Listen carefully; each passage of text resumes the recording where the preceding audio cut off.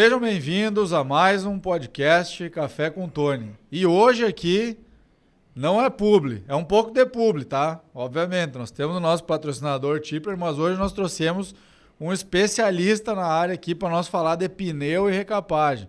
E não é só para fazer propaganda da Tipler, mas principalmente para desmistificar toda essa ciência por trás do pneu, né?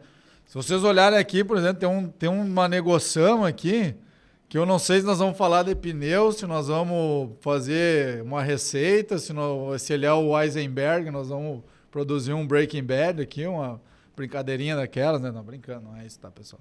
Vamos lá.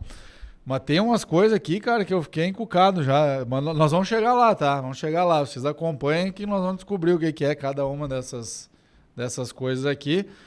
E hoje eu trouxe aqui, então, o nosso especialista, o Rócio, da Tipler. E ele vai contar um pouco sobre como é que é todo esse processo, né? E a gente vai falar sobre gestão de pneus, sobre toda essa ciência que eu considero uma das ciências, talvez eu considero a ciência mais complexa dentro da gestão de transportadoras, essa tal da gestão do pneu, porque ela realmente é algo que tem muito detalhe, né? E é muito difícil de fazer, a maioria das transportadoras acaba até negligenciando. Antes da gente começar, vamos falar aqui, então, nós já falamos, né, da nossa patrocinadora aqui, a Tipler, e também esse podcast é um oferecimento da Truquipag, da 3S Tecnologia e da nossa escola Trajeto Educação. Muito bem. Rócio, antes da gente saltar aí para esses negócios aí que trouxe, essas coisas aradas, essas loucuras aí. Vamos falar um pouco de ti. Quem é Rócio? De onde vem? Para onde vai? Então tá bom, vamos lá. Vamos lá. Agradeço então esse momento, Tony, essa oportunidade para falar um pouco sobre o pneu, né? Sobre a recapagem. Acho que vai ser um momento muito importante e especial aí para todo a nossa cadeia. Uhum. Falar um pouco do Rócio Padilha. Rócio Padilha, sou natural de Palmeira das Missões, Planalto Central do Rio Grande do Sul. Fiz 2 faculdades, fiz Direito e Educação Física, mas a faculdade da vida que eu gosto mesmo é borracharia, borracheiro. Sou borracheiro de vida. Trabalho já há 27 anos com recapagem por todo o Brasil e América Latina, trocando experiência, aprendendo e ensinando um pouquinho as melhores práticas de se recapar um pneu e de se cuidar de pneu. Então, esse é um pouquinho do Rócio Padilha. Sou filho de caminhoneiro, meu pai, Alzemiro Padilha, que está no céu. Sou irmão de caminhoneiros, Adilson, que está em viagem hoje, e o Odair também, que é caminhoneiro, hoje está em outro segmento. Mas tu foi borracheiro mesmo? Ou só estudou que isso aqui não é ser borracheiro, isso aqui é outra coisa, né, cara? Eu aprendi as técnicas de borracharia, entendeu, Tony? Entendi. Daí eu ensinei as técnicas de borracharia. Não, tô brincando, eu não fui borracheiro. Não fui.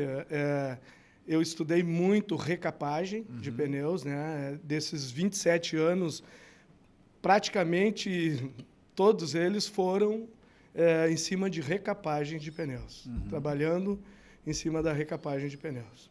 Muito bem, muito bem. Então, o Direito e Educação Física ficou para trás, tu virou especialista mesmo na área de pneus. Só desculpa. E se esses anos todos foi de Tipler ou tu vem de outras áreas?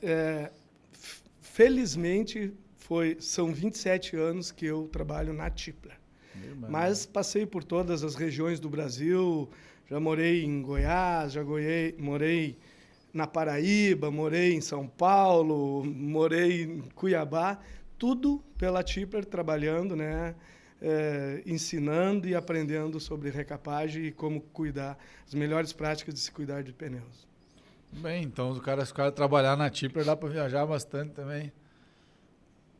também dá para viajar Também bastante, né? Vou mandar meu currículo. A viagem é muito bom no primeiro ano, no segundo ano, no terceiro ano, depois de 25 anos, quando tu se depara com um hotel ali parado toda vez, então às vezes não é tão fácil. Chega assim. a dar uma tristeza quando tu olha para a mala, né? Eu sei como é que é. Tu sabe. Mas é muito bom, é gratificante porque a gente conhece muitas pessoas, né? Conhece muitos profissionais de todos os tipos, né? Maravilha. E principalmente no ramo que a gente gosta, que eu gosto muito de estar com frutista, com caminhoneiros, com borracheiros, né? Que a gente fala, com recapadores. Então, a gente fazendo o que gosta é muito gratificante. Muito bem. E como é que tu descobriu essa paixão pelo pneu, pela recapagem? De onde vem isso? Na verdade, Tony, foi quando eu comecei a trabalhar na Tipper, né? A gente tem Mas tu entrou na Tipper para trabalhar como? Na verdade, quando pra eu entrei ser advogado da Tipper? não tinha ainda o curso. Eu entrei muito novo na Tipper, eu entrei muito novo mais ou menos, eu tinha 24 anos e fui trabalhar num setor que eu não tinha conhecimento. Eu vinha de outra empresa, não tinha nada a ver com o ramo e sempre tive uma visão meia diferente do pneu, que é aquela visão que o pessoal tem, né? Que pneu é um negócio preto, redondo, sujo e que tem um furo no meio. E a gente, depois que a gente entra, a gente vê que não é isso, que o pneu ele é maravilhoso. Cada dia ele nos ensina algo novo, né? É num desgaste regular, é num CPK, num cuidado que tu tenha mais com o pneu aí que vai fazer ele dar um rendimento bem melhor lá na frente. Então, o pneu é um negócio maravilhoso. E logo que eu entrei, já me deparei com toda essa maravilha que era a recapagem de pneus. Eu não tinha conhecimento e fui aprendendo. O pneu ele passa por todas as áreas da ciência. Ele tem química, ele tem física, ele tem exatas, ele tem humanas, né? Que é a gestão de pneus aí, que tem muita parte humana que interfere, né? Sim. O cara acha que tem. Tu pergunta assim, como é que faz a gestão de pneu? Não, eu olho ele ali, se ele gastou um pouco do lado eu viro. Não é bem Mas tem toda uma ciência por trás disso, né? Tem toda uma ciência. Eu costumo dizer aqui, até trouxe aqui, não era para agora. Olha só, rapaz. Mas esse aqui é o enxofre. Que ele vai depois, se a gente vai se aprofundar um pouquinho mais aí nos componentes que para fabricação de uma banda de rodagem. E a gente costuma dizer lá no nosso ramo que quando o enxofre ele entra no sangue, depois que ele entrou é difícil sair, né? Então, um dos componentes da mistura aí da borracha, da recapagem da banda é o enxofre. E o enxofre, depois que ele entra, ele não sai mais. Tá? Não sai mais. Ó, isso aqui é enxofre, gurizada, tá? É enxofre. Cuidado. Ó, já deu para... Bem. E de onde surge a recapagem, né? Como é que ela... É uma curiosidade, assim, que eu tenho. Quando é que os caras olharam pro pneu e começou a desgastar e, pô, tem que usar mais tempo isso, né? Tem que usar mais tempo. Como é que surgiu isso? Bem, Tony, a recapagem, ela está ligada diretamente à evolução da borracha e do pneu, né? Então, e isso tem alguns marcos que marcaram essa história, né? Começou lá em 1830 e poucos, 1836, quando Charles Goodyear descobre o princípio da vulcanização. Né? Tudo hoje é possível através dessa descoberta dele, que é uma das descobertas fenomenais do século. Ali nós já tínhamos o pneu, né? Ainda não. 1835 ainda não. 1836 que foi um dos princípios. O princípio da que ele uniu a borracha com o enxofre em altas temperaturas, né? Então, para existir uma vulcanização, tem que ter tempo, temperatura e pressão. E Charles Goodyear descobre lá em 1835 esse princípio que foi possível transformar a borracha no estado plástico, que é o estado natural dela, basicamente, né? Isso aqui é uma borracha natural da coagulação do látex. Não é um pão. Não é um pão ainda, mas nós vamos construir esse pão, viu, Tony? E então ele transforma a borracha no estado plástico para o estado elástico, que é a vulcanização. Então ele misturou enxofre com o que mesmo? O enxofre foi mais ou menos com temperatura. E aí conseguiu esse princípio da vulcanização, conseguiu vulcanizar. Porque mais à frente, aí depois eu vou explicar um pouquinho melhor. O enxofre, fez um negócio assim. Esquentou a borracha misturada com o enxofre. Eu fico pensando nesses caras, né? Porque eles estão em casa pensando assim. Mas eu vou ter um saco de enxofre aqui, uma borracha ali, eu vou esquentar, vou ver o que acontece. Mas assim, eu não sei, eu não tenho toda a certeza. Mas parece que foi acidental. É mesmo? Parece que foi acidental a descoberta. Não foi assim do jeito que eu falei, pessoal. Se não tinha a versão oficial, é essa. Ele estava em casa, meio sem fazer nada, assim, meio entediado. Não tinha WhatsApp, não tinha rede social, nada. Pessoal, vou misturar esse negócio aqui, ver o que acontece, já que eu tô sem nada pra fazer hoje. Foi mais ou menos assim. Eu sei que... Então, ela surge, Tony... o princípio da vulcanização, ele faz se tornar possível se recapar pneu lá na frente.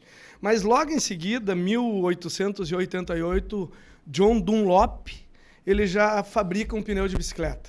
Patenteia um pneu de bicicleta. Então foi o Goodyear e o Dunlop. Essas marcas existem até hoje. Né? Isso aí. Mas o Goodyear, na verdade, o nome da Goodyear é em homenagem a ele, mas não foi ele que foi o criador da Goodyear. Né? Então foi Schellenberg que criou e daí dá o nome de Goodyear. Aí, mais ou menos essa é a história. Em homenagem ao cara que inventou o princípio, que fez possível. Né? E aí logo vem John Dunlop, que fabrica um pneu de bicicleta, 1888, por ali. E 1895, os irmãos Michelin patenteiam um pneu de automóvel. Fabricam o primeiro pneu de automóvel. Primeira patente, então, é dos Michelin. Sim, que é outra marca que será que é por isso que falam que é a melhor até hoje? Olha. Será que é a melhor? Sei, hein? É mais cara. Do pneu eu não tenho bem certeza, mas de banda eu sei qual que é a melhor.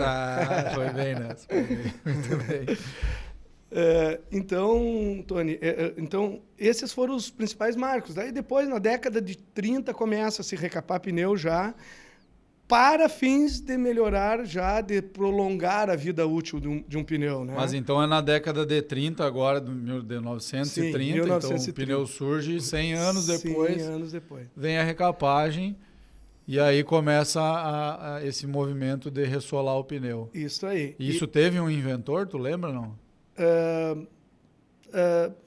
Não lembro essa informação de quem trouxe. Foi. Vou tentar aqui no Google. Vamos achar aí. Mas ela foi da década de 30 para cá. Daí teve várias evoluções no processo de recapagem, né? Começou lá no passado, recapagem a quente, conhecido como recapagem a quente. Depois vindo hoje, o processo está altamente qualificado, altamente seguro. Para te ter uma ideia, hoje nós usamos nas nossas recapadoras, nas recapadoras nossas, o conceito de robótica para recapar um pneu. Eu vi lá na fábrica. Tu viu lá, né? Muito legal. Muito legal. Não tem um único inventor mesmo, é o resultado de um processo evolutivo, né? Começou com a descoberta da vulcanização. Então, foi algo que não tem um dono essa ideia. Não tem um dono. Maravilha. Mas esse é o marco do início do processo de recapagem. Né? Entendi. Tá, e todos os pneus têm esse negócio tudo aqui que tu trouxe? Na verdade é o seguinte... Como é que funciona? Vamos explorar vamos lá. Essas coisas. Então, para falar de recapagem, o que é uma recapagem? Né? Tem gente que ainda, por incrível que pareça, a gente ministra palestra, cursos aí no Brasil, como eu falei, na América Latina, tem gente que não sabe ainda que um pneu pode ser recapado. Né? Então, o que é a recapagem? Para falar de uma recapagem, a gente precisa falar do pneu um pouquinho, né, Tony? Que não é um negócio preto, redondo, que tem um furo no meio e é sujo. Que é o que muita gente ainda tem essa visão. Não é só, né? Porque ele é preto, redondo, tem um furo no meio. Não é só aquilo ali. Não é só aquilo ali. Ele tem um monte mais, mas também tem pneu branco. Tu sabia, né? Que tem pneu branco, tem pneu verde. Tem? Depende do material, da matéria-prima. Tem os de bicicleta, os branquinhos. Sim. Mas o pneu ele tem 3 principais partes, né, Tony? Que é a carcaça como um todo, onde está toda a estrutura do pneu, o talão e a banda de rodagem, né? A banda de rodagem. que é a recapagem? A recapagem nada mais é do que a substituição da banda de rodagem desgastada pelo uso. Ou de um pneu novo, de uma carcaça nova, um pneu novo, ou de uma até uma recapagem, né? Então, isto é a recapagem. Claro que hoje muito moderna, muito segura e com toda, né, como eu já falei, com toda a tecnologia embarcada num processo de recapagem. Muito bem. Eu não sei se essa pergunta que tu fez era isso que tu queria, ou tu queria saber como que funciona agora. Eu quero saber como é que esses talecos tudo aí viram uma banda, cara. Tu tá preocupado como é que isso aqui vira uma banda, né? Puxa vida. Então, Tony, o que é? Como é que se fabrica uma banda de rodagem, tá? Vou falar bem a linguagem do nosso caminhoneiro, do nosso frotista, do nosso borracheiro, do nosso recapador. Cara, fazer banda é mais ou menos o processo de fazer um pão. Uma padaria, né? Vamos pensar uma padaria. O que vai num pão lá, Tony? Vai o quê? Vai num liquidificador lá, ou numa batedeira, tu coloca ali a farinha, tu coloca o ovo, tu coloca a margarina, tu coloca o leite. Tu vai misturar aquilo, mistura, depois ele vai ser cortado no tamanho ideal, vai ir para uma forma, vai ser assado e tu tem um pão. Para fazer uma banda é basicamente isso, Tony. Tu vai ter lá um misto. Não dá para fazer uma banda em casa, Rossi? Olha, vamos tentar. Não tentem, pessoal. Não tentem em casa fazer uma banda. Mas é só, eu tô exemplificando grosseiramente, né, para o pessoal entender. Não, ótimo. O que para fazer a banda é a mesma coisa. Nós temos lá um misturador gigante que todos os ingredientes vão para aquele misturador. Nós temos o negro de fumo, que é extraída, né, em reatores e que faz o papel da farinha do nosso pão, da resistência mecânica para o nosso composto. Então, nós temos o negro de fumo, nós temos o enxofre, nós temos a borracha natural, que é extraída da coagulação do látex, né, da Hevia Brasiliensis, da seringueira. Como esse podcast é um podcast para transportadores também, é curioso, eu sei que o Negro de Fumo vem em caminhão graneleiro, né? Vem em Big Bag, isso, para dentro da indústria, né? Para dentro da indústria vem em Big Bag. E essa borracha, ela vem numa caixa... Tipo uns tabletes grande e vem em caixas... É umas caixas metálicas, né? Elas têm um nome, isso, sim. Eu não lembro agora. Eu também não lembro direito, Tony, mas ela tem isso sim. E o enxofre é um produto químico, É um produto químico. Mas ele vem nessa forma, assim, também? Ele já vem em pó? Não. Ele vem em embalagens maiores, né? Sim, em saco plástico, mas em embalagens maiores. Mas é nessa forma. Nessa forma. Não tem transformação nele, transformação, né? Entendi. Então, nós temos isso aqui. Daí tem mais alguns ingredientes, né? SBR, que é borracha sintética. Pega aí. O pessoal sempre gosta de pegar a borracha... O pessoal sempre gosta de pegar a borracha natural, que é a da seringuesa. Mas essa faz o mesmo papel ou mistura as duas? Tony, vamos lá, nós estamos comparando com uma padaria, né? Então, para te fazer um pão de centeio, tu tem alguns ingredientes lá. Tu tem centeio, tu tem isso. Para te fazer um pão de milho, tu tem outros ingredientes. Para fazer um cacetinho, como a gente chama aqui no Sul, né? É importante explicar que o cacetinho é o pão francês, tá, pão pessoal? Francês. Esse é uma nome... Enfim, os gaúchos sabem como é que é. Então para cada mistura tem um tipo de componente. Alguns vai borracha natural, outras não vai, outras vai borracha sintética. Então, cada mistura lá, cada segmento que vai ser utilizado daquela banda vai ter um composto diferente. Tá, e tem isso aí, é uma coisa que eu brigo bastante lá na empresa às vezes. Tu compra um pneu, por exemplo. Né? Comprei um pneu marca X. Sim. Aí ele dá um desgaste irregular lá. O que é a primeira coisa que o pessoal fala? Porque o composto da borracha é ruim, porque essa marca é ruim, porque o composto é ruim. Como é que é isso? Realmente acontece de ter uma qualidade inferior e tal? O que acontece? Uma vez misturado o composto,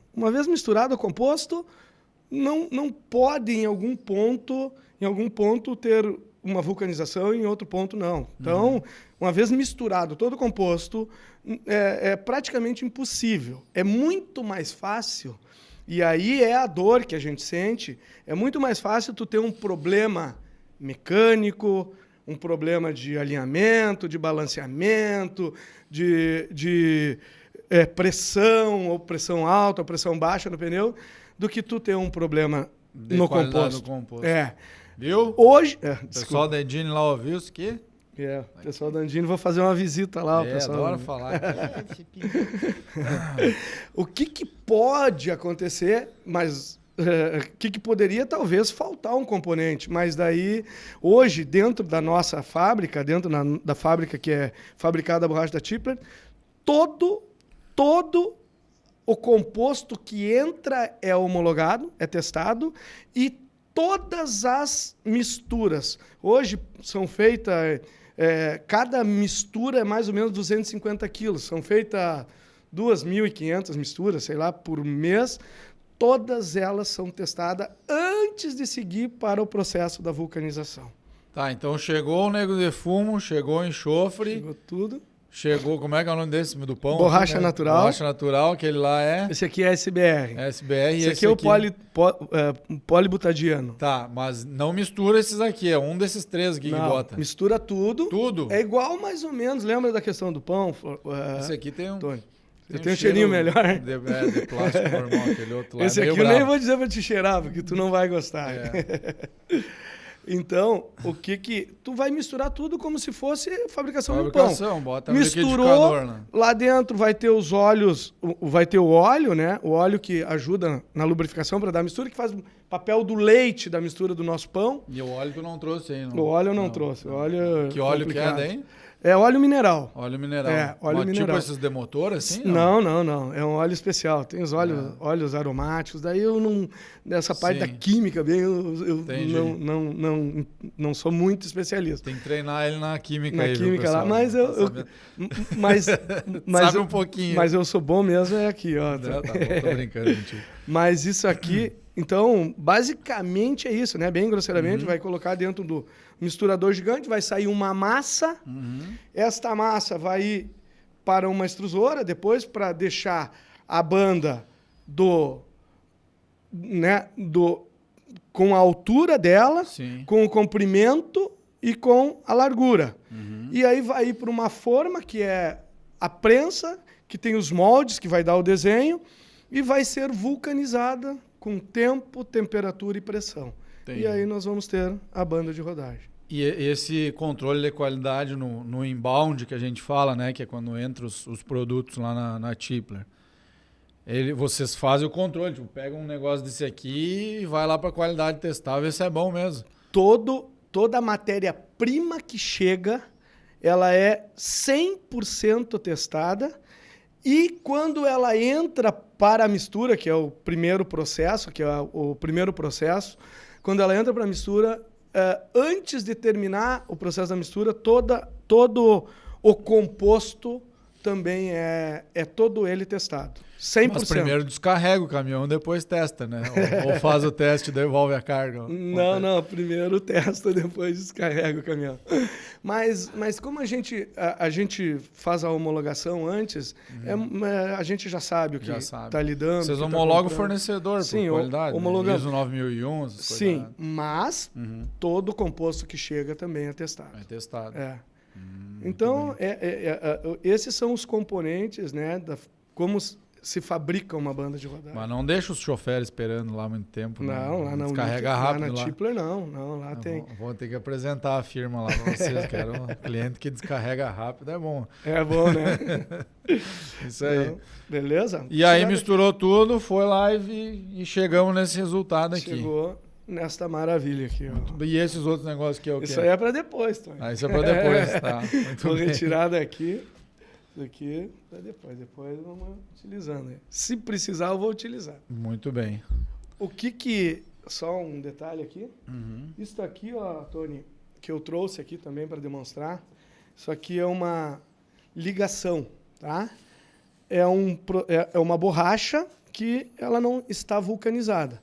O que vai fazer a vulcanização desta banda, essa banda já está vulcanizada, e o que vai fazer a vulcanização da banda de rodagem com a carcaça é a ligação, tá? Então, este processo de recapagem, que é a substituição da banda de rodagem desgastada pelo uso, não é um processo simples, tá, Tony? O pneu chega lá nas recapadoras e ele passa por 16 etapas, desde o exame inicial da carcaça, que é o exame que tu vai verificar se a carcaça tem ou não tem condições de ser recapada. E isto eu tenho uma dor quando eu recuso uma carcaça, porque eu vejo um desgaste irregular, porque eu vejo que o pneu não foi bem cuidado, porque eu vejo que ele foi retirado além dos limites de se recapar. Isso é uma dor que eu tenho há 26 anos, entendeu, Tony? Vamos fazer um parênteses nesse assunto, então. O que tu considera que são os principais erros que o transportador faz na hora de mandar a carcaça?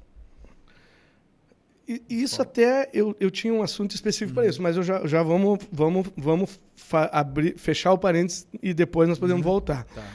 Sem dúvida nenhuma, o principal erro, no meu entendimento, é a falta de um controle de pneus confiável. Confiável. Eu ando, né, como eu te falei, por todo o Brasil, já visitei muitos e, cara, são muito poucas empresas que realmente fazem um controle de pneus.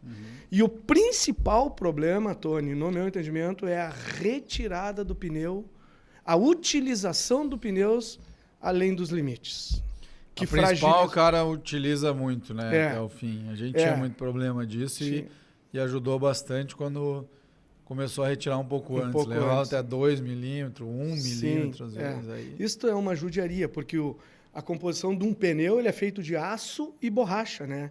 Então, quanto menos borracha tiver acima dele, mais as pedras, os ferros vão penetrar no aço, vai oxidar e depois, quando chega lá na recapadora, o pneu vai ter excesso de escariações, que é uma das etapas do processo. Inclusive, uma curiosidade que eu vi já é que essas empresas que trabalham, que fazem uma boa gestão de pneus e trabalham fora de estrada, né? Mato, essas coisas, eles tiram bem antes, né? Eles tiram 7 milímetros, 8 7 milímetros antes, 7, 8, dependendo a política da empresa, né? A política da empresa conta muito. E o desgaste regular, né? O desgaste regular ele é preponderante para a hora de retirar o pneu de circulação, né? Ou para recapar ou para sucatear. Que loucura. Mas vamos voltar para o nosso assunto. Vamos lá. Tá? Então, a recapagem ela não é um processo simples. O pneu chega lá, ele tem o exame inicial e passa por 16 etapas até chegar no exame final, que é o pneu recapado, com uma banda nova, com uma banda que vai obter... Isso aqui é a cola dele, né? Esse aqui não é a cola. O equivalente é uma cola, não. Não. Isso aqui é a ligação. Esse produto que vai vulcanizar. Ele fica embaixo da banda de rodagem, né? A carcaça está ali. A carcaça está aqui. Esse negócio aí. Esse negócio. Como é que é o nome dele mesmo? Ligação pré-curada. Pré-curada. É ele que vai... ela vai ficar entre a carcaça e a banda de rodagem e a ligação que vai vulcanizar lá dentro de uma autoclave, obedecendo os 3 fatores aí do princípio da vulcanização. Ela tem que ficar um determinado tempo lá dentro, a uma temperatura X, que a gente tem a nossa receita, e com uma pressionando para acontecer o processo de vulcanização. Mas, de novo, Tony, ressalto, o processo hoje ele tem uma qualificação espetacular, né? Processo de recapagem, ele nós utilizamos em 60% já da nossa rede de concessionário conceito da robótica, né? Dentro de uma recapadora. Hoje, 60% da nossa rede já tem um robô que raspa o pneu. É ele que raspa o pneu, deixando ele sempre na mesma textura, sempre na mesma largura, certinho. Diferente de algumas recapadoras ainda que tem um processo mais atrasado um pouco. Então esse processo com o robô ele vai te dar uma garantia maior de que não vai soltar a banda depois, e que não vai dar problema naquela carcaça. E esse é um diferencial da Tipler hoje. Sim. Fazer uma propaganda, né?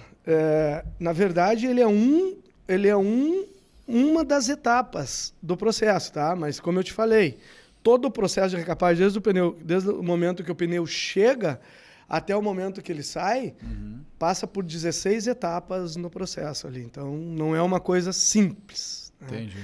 E a grande dor que a gente tem é quando a gente tem que recusar um pneu, né? Recusar um pneu de primeira vida, um pneu novo. Nossa senhora, é uma dor, é um crime aquilo ali, né? Recusar. Porque hoje o pneu ele é um passivo, né? do transportador. Pegar um bitrem aí que tem 32 pneus, tu tem 100 mil reais de pneu, né? Exatamente. E nesse caso, eu vou fazer uma pergunta aqui que não está no nosso script, eu queria fazer. Pode perguntar. Vou recapar meus pneus, né? Sim. O que é melhor de recapar, o importado ou o nacional? Olha, vamos lá. Hoje, todo pneu, ele sai de fábrica com estrutura para ser recapado. Todo? Tá? Até todo os xing-ling aí. Até os xing-ling. Inclusive, nós temos uma portaria que regulamenta isso, né? Hoje, o processo de recapagem, todo ele é certificado pelo Inmetro, pela portaria 433 de outubro de 2021. Mas é uma portaria que vem lá de 2010 já, sabe? Então, todo o processo de recapagem ele é certificado. Eu vou responder a tua pergunta. Então, todo pneu vem até para ele entrar no Brasil, ele tem que ser, a carcaça também tem que ser certificada pelo Inmetro. Então, nesta linha, o recapador que não tiver certificação, teoricamente, ele não está apto a recapar pneu. Antigamente, Tony, quando se usava, não existia ainda o pneu importado, se a média de recapabilidade brasileira era de 3.4, 3.5. O que é isso, Tony? O que é isso? 3.4, isso chama-se índice de recapabilidade. O índice de recapabilidade é o seguinte, tu recapou o pneu hoje, tu rodou até o final da vida dele, tu vai ter índice de recapabilidade 1. Tu rodou até o final daquela recapagem. Aí voltou lá para tua empresa, tu mandou recapar, recapou a segunda vez, se tu concluiu aquela recapagem, tu terminou ela, tu tem o índice de recapabilidade 2. E assim sucessivamente. Antigamente você recapava 3,5, 3,6. Hoje, o índice de recapabilidade brasileira está em 1,3. O que aconteceu? Estruturas, veículos mais potentes, maior velocidade, pesado. Muito pneu importado, fragilizado, entrando no mercado brasileiro. Hoje, basicamente, um pneu importado se recapa no máximo uma vez. No máximo... Mas esse é o ponto, né? Porque muitas empresas compram não só a empresa, tem a galera que gosta de ir lá em Ponta Porã buscar uns pneuzinhos, né? Aparece aí os pneus. Sim. Que não né, gurizada? Tá errado isso aí. E aí esse pneu geralmente não recapa, né? Ou recapa uma vez ali na tenteada. Eu vou dizer um exemplo nosso. A gente fez uma importação, tudo certinho, legalizado lá de uns pneus da Índia. Não vou falar o nome da marca aqui, mas é ruim. E eu mais uns amigos aí que tem transportador. Né? Fizemos a importação, tudo. Agora, na primeira recapagem, os pneus estão estourando assim, mas não estão estourando pouco. Eles estão estourando muito, assim. Estão estourando muito. Estão explodindo, né? E aí eu disse, olha, nós tentamos, recapamos para uma compra de uns 100 pneus e recapamos alguns ali, alguns aguentaram, outros estão, a maioria sim, tu vai pela análise de carcaça, né? Vê lá que tem muito daqueles pneus. O que acontece? É a qualidade mesmo? É como eu te falei, Tony. Nem todos os pneus importados são muito ruins, né? Né? Como talvez tu deu azar, né? Mas a maioria dos pneus importados, principalmente os que chegam muito barato aqui, tu se recapar, consegue no máximo uma recapagem. E não chega ao fim daquela recapagem, né? Então, realmente, a estrutura das carcaças importadas, até para chegar num valor muito baixo aqui, não pode ter uma estrutura tão robusta e tão forte como normalmente é um pneu nacional, né? Então, a escolha do pneu ela é fundamental para um custo quilômetro, um CPK melhor até para a recapadora também, né? Porque daqui a pouco o cara manda um monte de carcaça ruim lá. Sim. Estão no limite e aí começa a dar problema e vai botar a culpa na recapagem. Esse é um ponto que tu falou, que tu comprou 100 pneus ali e tá estourando. Talvez, não sei com quem tu recapou, não sei, mas talvez tivesse que ter passado por um processo de avaliação da carcaça melhor. Né? Talvez o recapador quis aproveitar a recapagem e daí, de repente, ele fez um serviço em pneus que não tinha condições. E como é que funciona esse negócio das garantias, né? Porque fala em garantia, recapou com garantia e às vezes a recapadora diz, olha, eu posso fazer esse pneu aqui, mas sem garantia. Na verdade, como é que funciona isso? verdade, se tu presta um serviço, tu tem que dar garantia. O grande problema é tu provar a causa do problema, né? Porque normalmente o pneu estoura quando o caminhão está saindo do posto devagarzinho, né? Daí a gente sai andar, a gente vê nas estradas aí que não é bem assim. Caminhões hoje potentes, bitrem, passa por ti num carro de passeio a 120 por hora, né? Então, todos esses fatores aí, eles fazem com que se tenha um índice de recapabilidade bem menor hoje do que era no passado. Entendi. Tá? Mas então todo pneu pode ser recapado, né? Só Sim. tem que analisar a carcaça. Sim, uma boa análise, um recapador confiável, um recapador que esteja certificado pelo Inmetro, faz com que tu vai chegar ao final, né, da recapagem com todo o rendimento quilométrico que aquele pneu foi feito para dar, né? E nota, né? Vamos pensar hoje. Vamos pensar hoje na segurança das recapadoras, Tony. Tony, e na segurança e no processo qualificado. Então, isso melhorou muito. Não sei se tu lembra, aí, se tu voltar aí um pouquinho, há 15 anos atrás, tu fazia uma viagem de Porto Alegre para Tramandaí. Cara, é 100 quilômetros, né, Tony? Eu vou direto para Osório, mas eu tenho um motivo, né, de ir para Osório, né? Todo final de semana eu vou para Osório, mas eu tenho um motivo lá, né? Minha querida esposa, Josiane, mora lá. Mas antigamente, Tony, tu fazia uma viagem daqui para Osório, tu encontrava, que nem fala meus amigos caminhoneiros, meus amigos frotistas, um monte de jacaré. Lembra dos jacaré? Sim, sim. Que são pedaços de recapagem de pneus que estouravam. Hoje, tu viaja daqui para São Paulo, que é 1.000 quilômetros, tu encontra 5, 6. Realmente diminui. Né? Diminuiu bastante, mas é que o processo está muito melhor. Então, o processo está muito melhor. Não sei agora, com a entrada do pneu importado, muito fácil, como que vai ficar. Mas como a gente fala, a gente quer recapar todos os pneus. Né? Todos os pneus que entram, a gente quer recapar. E o segredo é fazer um bom exame inicial do pneu, da carcaça ali, que a gente vai chegar. Mas tem um pouco de relação, acho, também com essa questão que tu falou, de que antigamente se recapava mais, né? Mais vezes. Sim, agora recapa menos. Sim, sim. Diminui também as chances de soltar ali a banda, explodir, enfim. De se estourar. É. Mas não, Tony. Porque hoje são recapados 8 milhões de pneus ano no Brasil. Sim, tem mais pneu Mais recapado pneu, rodando, mais faz pneu sentido, rodando, verdade, né? Então, verdade. realmente o processo é um processo melhorou. muito bom, melhorou muito o processo. Muito bom. E como eu te falei, existe ainda um mito, né, que recapagem tem algumas pessoas que, por exemplo, tem frotistas que não recapam pneu. Eles compram a carcaça, utilizam a primeira vida e vendem a carcaça.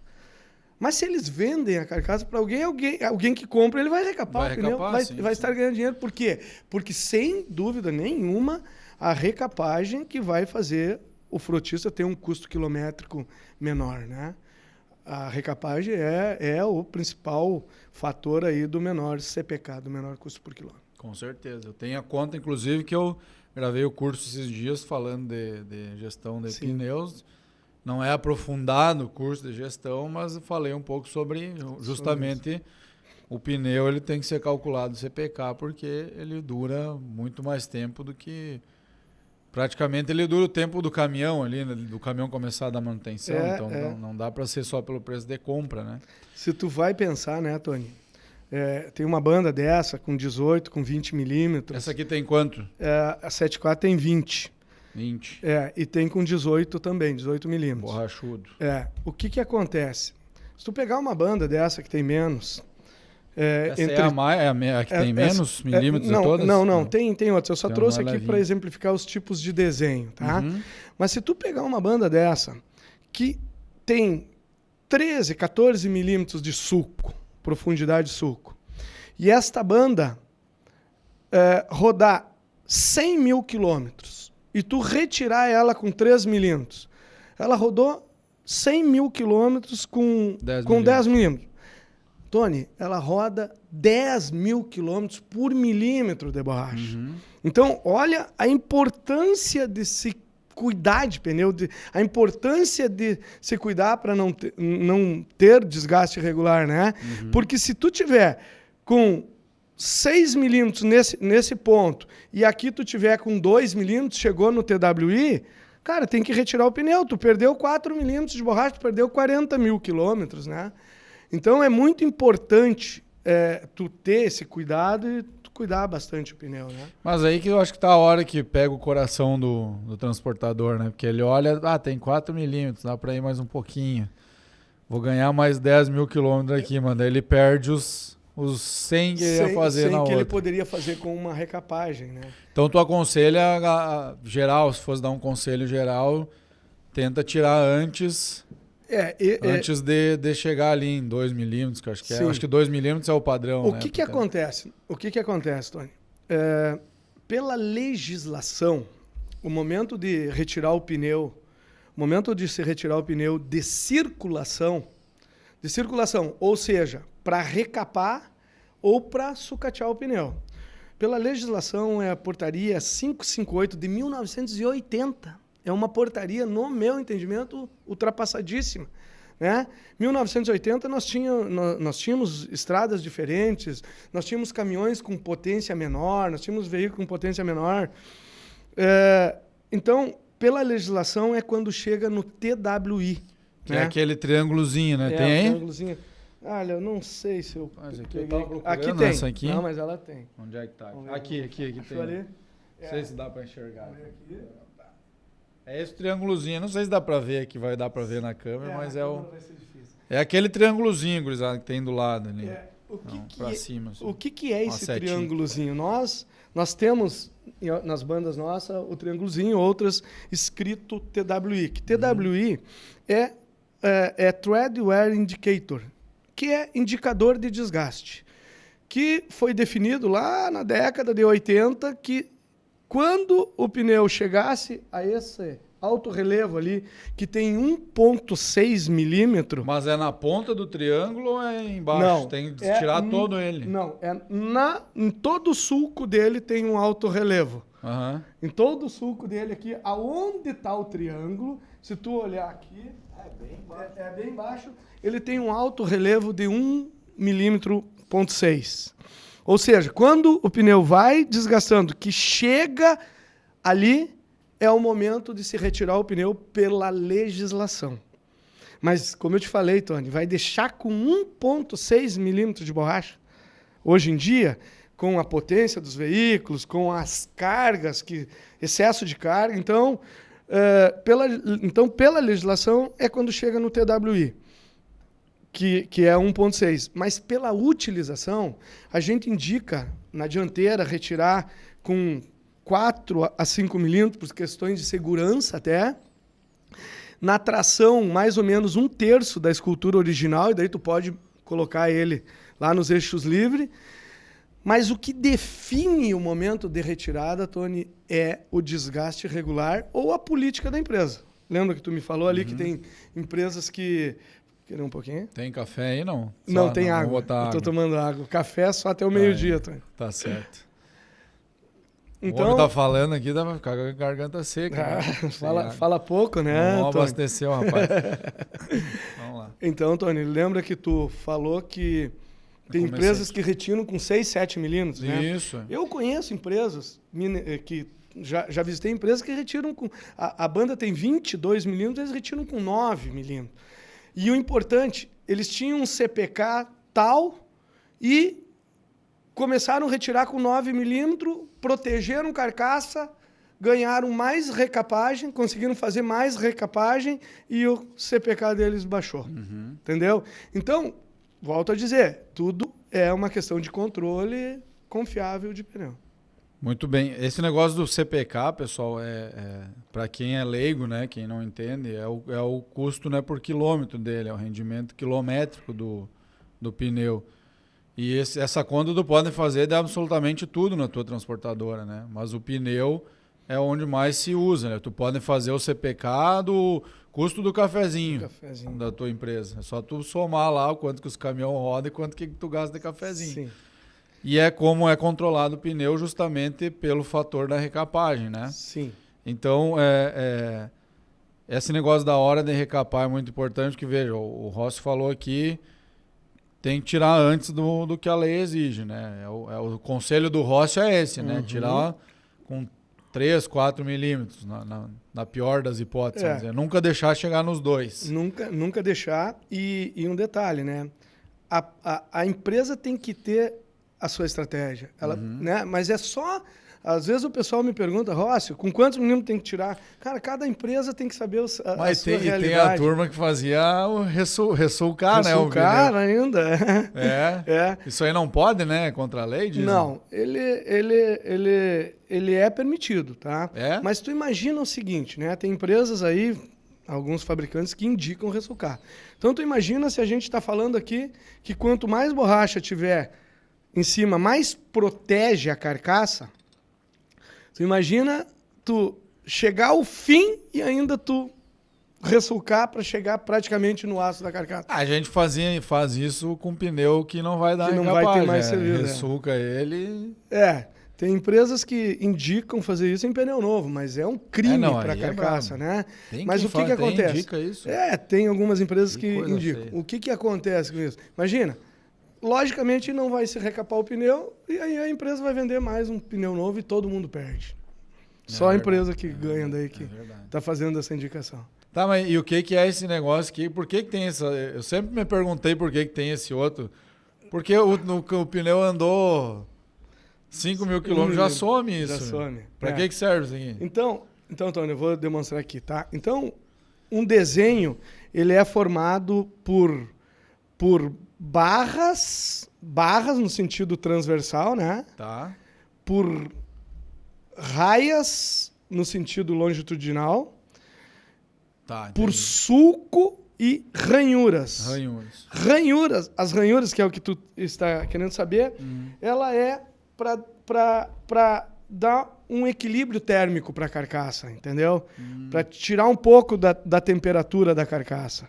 Mesmo que ele rode um pouco mais, logo que ele roda, ele já some, mas é basicamente para isso, para dar um equilíbrio térmico para a carcaça. Isso aqui faz esfriar a carcaça? Teoricamente, ele ajuda.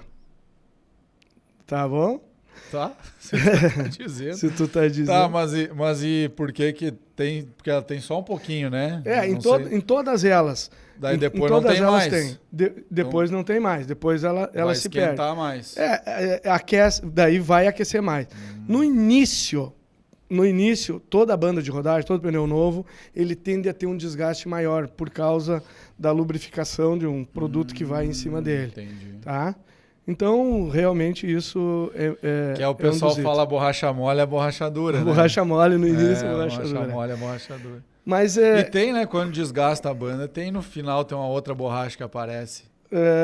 tem o pé de borracha da banda, tá? O que é o pé de borracha? O pé de borracha é a parte do sulco aqui que tu não utiliza, do sulco para baixo que tu não utiliza. Mas às vezes tinha, por exemplo, numa banda como essa, no ombro aqui, aí descuidava, tava eixo desalinhado, alguma coisa assim, ou até pressão, e gastava só um lado dela, né? Aí aparecia uma borrachinha mais clara embaixo. O que acontece, Tony? Hoje, os 5 ladrões de quilometragem, sem dúvida nenhuma, é alinhamento, balanceamento, pressão, escolha do desenho e o emparelhamento. Vou fazer um exemplo básico aqui para ti. Esse aqui é o... Tu estava ansioso para utilizar. Eu estava ansioso com esse negócio.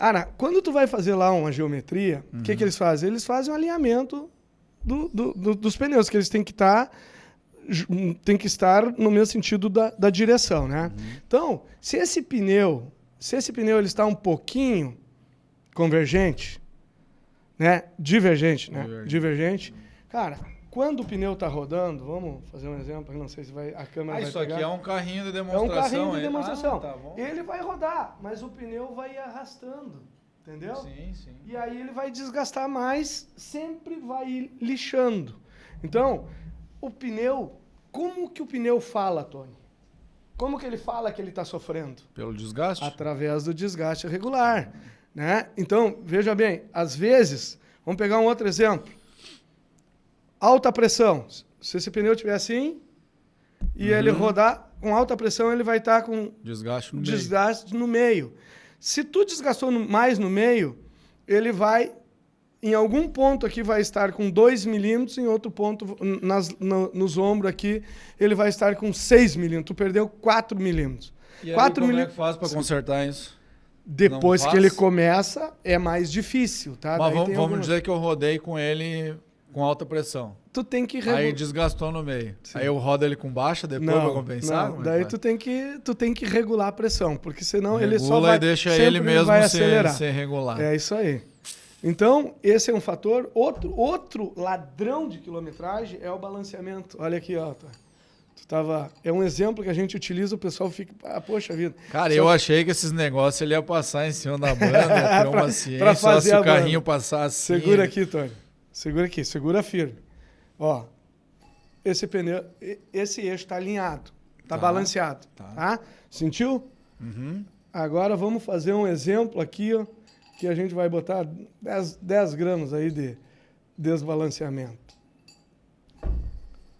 Eita. Quem sofre, Tony? É a banda de rodagem, é o pneu, ele vai desgastar irregular. E aí ela vai fazer aquela onda assim, né? Não. Terá um desgaste chamado desgaste diagonal. Diagonal. Que ele cria umas listas diagonal na banda de rodagem. Sim, aquela que é assim. E aí o pessoal diz o quê? Isso aqui é a borracha. É borracha. Mas tu viu? Vocês dizem que eu conheço muita gente que diz que é a borracha. Eu tô ficando puto aqui já. Acho que porque é o que eu mais escuto que esse pneu que tu comprou lá, esses pneus são ruins. Não tem nada a ver. Não tem nada a ver. Cara, os cuidados é muito importante, né? O maior inimigo da borracha, Tony, para o desgaste é a temperatura, tá? Então, a temperatura para o desgaste ele é o maior inimigo. Vou te dar um exemplo rapidão. Tu consegue cortar essa banda se eu te dar uma faca? Não. Tu consegue. Tu vai fazer uma força, né? Mas tu consegue. Concorda? Bastante força. E se tu aquecer essa borracha? Não, aí vai embora. Tu tá entendendo? É assim que funciona o pneu lá dentro. Por que ele desgasta mais numa pressão alta no centro? Porque ali tem a maior temperatura no centro, por causa do desgaste, entendeu? E ali falando também da pressão tem o contrário, né? Que se tu roda com ele murcho, ele dá o desgaste. Se tu roda com ele nessa situação, murcho, ele vai estar assim no solo. Daí o desgaste vai ser só nos ombros, que é o que tu falou. E existe a possibilidade do desgaste nos ombros ter a ver com o composto de borracha ou não? Não. Viu, meus gestores de frota lá, tá vendo? Lembrando que a gente fez um... Eu tô usando para mandar recados aqui esse né? podcast. O que pode existir? Um desgaste prematuro. Desgaste prematuro é porque faltou algum composto, alguma coisa, e todo o desgaste dele foi rápido. Daí sim. Entendeu? Tá. Muito bem. Não, a pena que tem que acabar isso aqui, cara. Eu podia ficar mais 2 horas falando. Pneu é um assunto que eu gosto muito. Mas vamos ter outra oportunidade para a gente falar um pouco mais. Bom, eu queria falar um pouco mais sobre o CPK para a gente também encerrar aqui, né? A gente já viu que a recapagem é um bom negócio, né? Eu perguntava pro cara da Tipler se não também é tendencioso, mas eu tô dizendo que é um bom negócio aqui. Porque eu fiz essa conta que eu fiz, Rócio, lá no meu curso que eu estava falando antes, é o seguinte, ó. Eu comparei um pneu importado e um pneu nacional e aí a recapabilidade deles, né? A gente sabe que o pneu importado, raramente tu vai fazer 2 recapagens nele. O risco de tu perder é muito grande, né?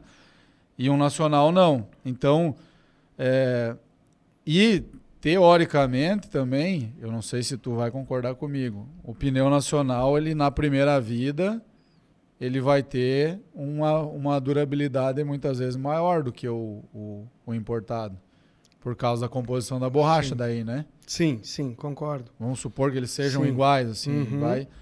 Então, no fim do dia, tu tendo uma recapagem a mais, tu vai, obviamente, diminuir o CPK. Então, a conta que eu tinha aqui, pessoal, era a seguinte, tu pegar um pneu, deu R$ 1.500, recapar ele uma vez, eu botei um preço aqui eu botei um preço barato aqui, não é muito real esse preço aqui, mas Da recapagem? É da recapagem. Eu botei aqui R$600. Um pouco mais. Tá barato, é mais do que isso. Mas eu fazendo uma recapagem nele, ele rodando 100 mil quilômetros na primeira vida e mais 100 depois, eu vou ter um custo aí de mais ou menos 2.400, né? Então, no fim do dia aqui, 2.300 na verdade eu tinha. Não, é R$800 que eu tinha botado. 800. 2.300. Então, esse pneu aqui, ele vai rodar 200 mil quilômetros. Agora, um pneu que rodar, por exemplo, 150 mil, já na primeira vida, ele rodou 50 mil a mais. Eu paguei 2.500 nele, paguei R$1.000 a mais. 2.500. Aí, eu vou depois recapar ele mais uma vez, e ele vai lá aos 13.300, e eu vou recapar ele mais uma vez, e ele vai custar 4.100.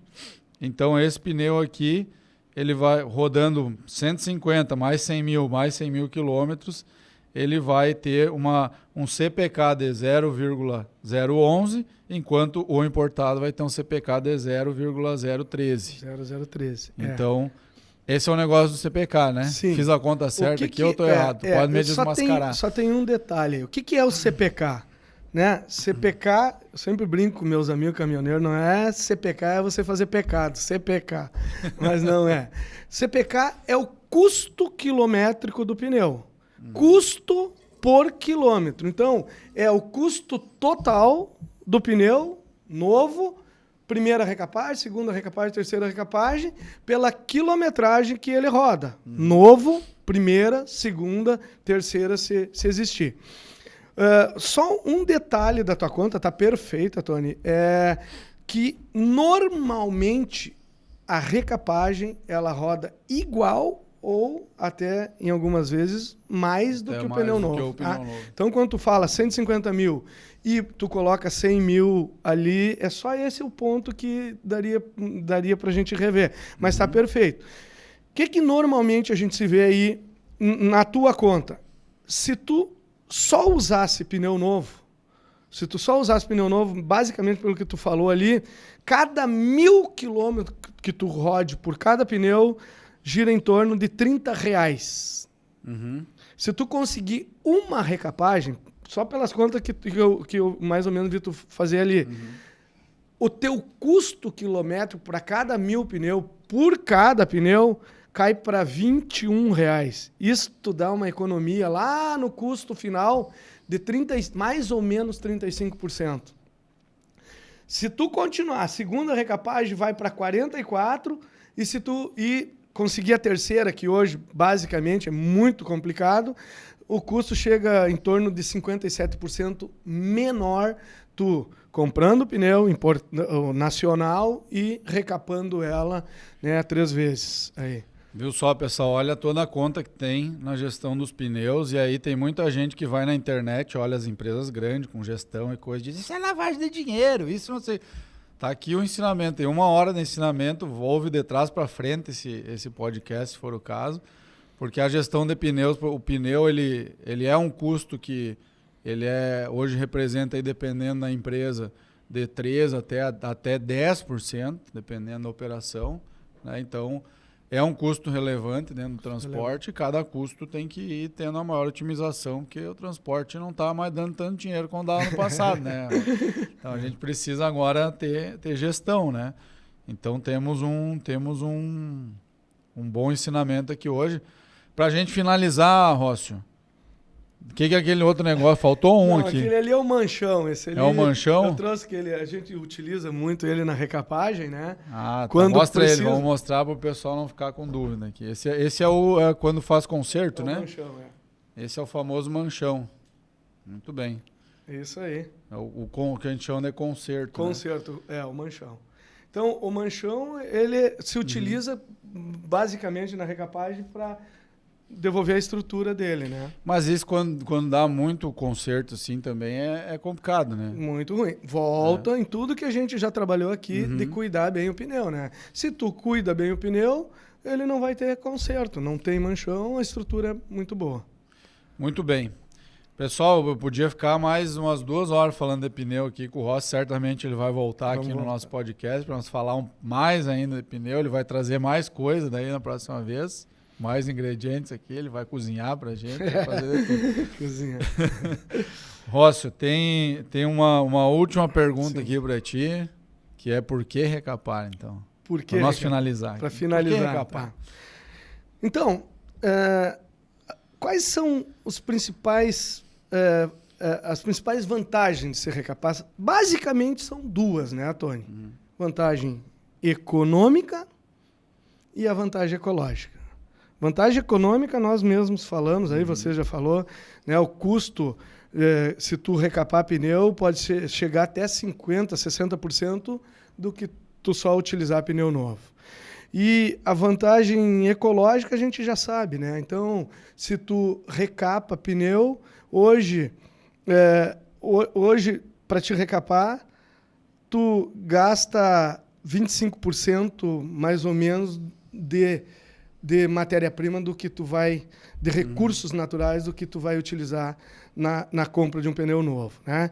E voltando, então, economia, sustentabilidade, segurança, eu já falei da segurança, hoje o processo de recapagem é muito seguro, né? Empregando aí conceitos de robótica, inclusive, e tudo isso para quê, Tony? Para que o nosso amigo frotista, para que o nosso amigo caminhoneiro, para que o meu irmão que está dirigindo um caminhão lá no Maranhão hoje tenha o quê? Tenha um excelente rendimento quilométrico com segurança. Isso é importante. Muito bem. Rócio, obrigado por estar com nós aqui hoje. Obrigado pelos teus ensinamentos, foi muito bacana, principalmente a gente entender, né, todo esse composto que faz essa borracha. Esse podcast só foi um oferecimento especial hoje da Tipler, né? Rendimento quilométrico é com quem, Rócio? Sem dúvida nenhuma, com o Tipler, né? Muito bem. Esse podcast também é um oferecimento da Truque Pague, da 3S, da Trajeto Educação, mas hoje nós tivemos aqui a banda Tipler, a banda das 2 listrinhas aqui, né? Só ela que tem das 2 qualidade, é quando tiver essas 2 listrinhas laranjas aqui, é que a gente vai ter a melhor banda de recapagem do mercado. Muito obrigado, então. Obrigado para a equipe aqui também que veio hoje, veio acompanhar. Obrigado, Rócio. Obrigado, Tipler, por estar proporcionando para a gente esse momento. Esse aqui é um momento educacional, dentro da nossa linha editorial do podcast, um momento 100% educacional, porque aqui a gente teve muito conhecimento hoje. Não esqueçam de se inscrever na nossa página, de curtir, compartilhar, comentar, mandar para o amigo, seguir no Spotify, comentar lá no Spotify e reforçar aqui o nosso time que está trazendo conhecimento e informação para o transportador. Beleza? Muito obrigado. Até a próxima. Muito obrigado a todos. Obrigado a você, Antônio. Isso aí. Obrigado.